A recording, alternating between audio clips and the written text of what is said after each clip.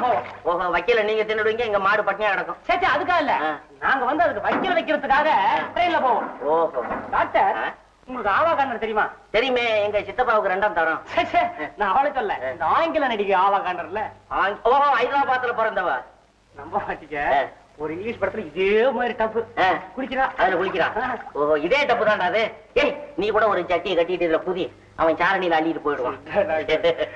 பைத்தியக்கா.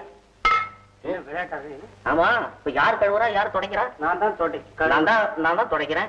எங்கடா பிளேட்டுல எங்க தொடச்சு இதுலயே வச்சிருக்கா?